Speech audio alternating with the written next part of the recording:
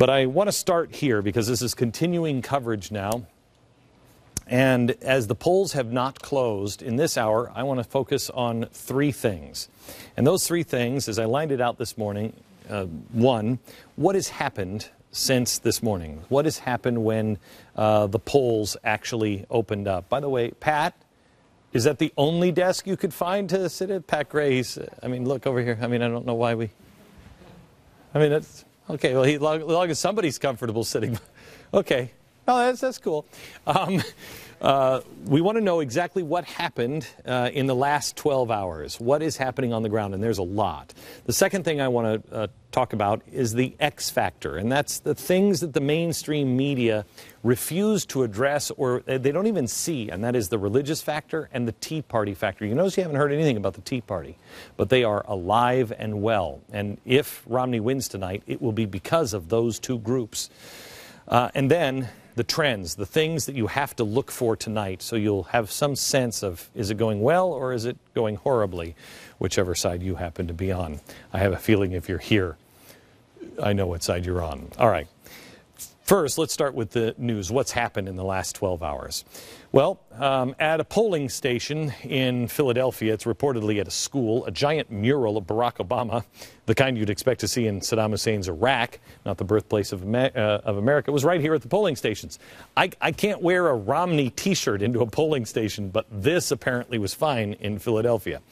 In another polling station in Tallahassee, Florida, a poster of Barack Obama was hanging above the polls. And here's a poll worker in Illinois wearing an Obama hat. I don't know if that's anything like an Obama phone, but it's an Obama hat. Also, the new Black Panthers were intimidating the people going into the polls in Philadelphia and reportedly in Cleveland as well. We have an update on Cleveland, too. Things in Ohio are going very, very well for Mitt Romney at this point. David will give us some of the numbers, and so will Stu, but they're starting to bus people into Cleveland now, offering free hot dogs and everything else. Also, reports that the Michigan GOP has alleged a legally credited poll watcher in Detroit was threatened with a gun by a voter waiting in line, and a subsequent call to 911 was rejected.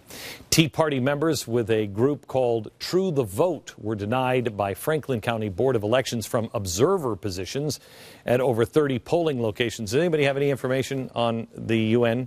Are the UN observers in place? Anybody know? Yeah, some of them are actually impressed by the fact that we don't have to show ID. That's the latest. Yeah, they're impressed. The Washington Times and The Blaze reported yesterday that in Nevada, non-American citizens are being encouraged to illegally register and to vote. Reports of lines in GOP-heavy areas keep coming in, while Democratic areas are not so crowded.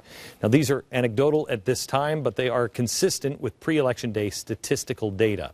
Lines described as bigger than during the Walker recall are now showing up in Wisconsin in the red counties. Long lines are being reported from across Ohio in rural counties. One precinct in rural Tip City, north of Dayton, Ohio, reports 600 of the 1,000 voters that they had registered in town had already voted by 9:30 this morning.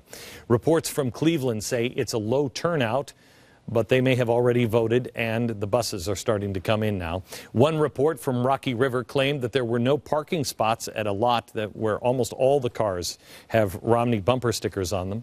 Howard Dean and the left see this, and Howard Dean is just the one example I'm going to show you here in a second, but several people on the left are already saying this, and this will go with a dangerous narrative.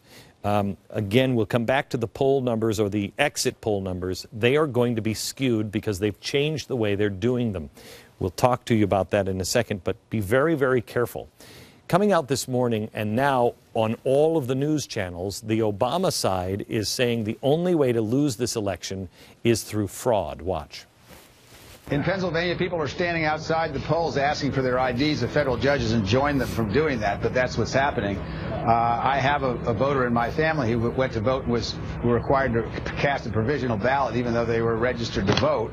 So, you know, this stuff is going on. We've seen this before. We've seen this movie before. There's a group of people in this country who think that their winning is more important than everybody voting, and I think that's wrong.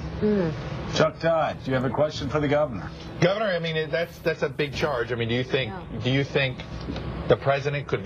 You do believe if he loses Ohio, it'll be because of voting irregularities? I do. I think that's given the only way he loses Ohio? That's correct. That's the only way he could lose. Is this the standard DNC procedure now to cry foul, or is it a sign of Obama losing in Ohio? I personally think it's because Obama is going to lose, and they know it, and they're setting it up to claim that it was stolen. I think that's why these poll numbers that some of them have been intentionally skewed, some of them haven't been, are so incredibly dangerous, because half of the population will believe it was a tie. How could he possibly win?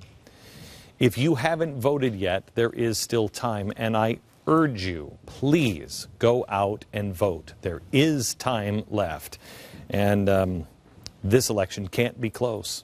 I don't care if you're voting for Obama or for Romney.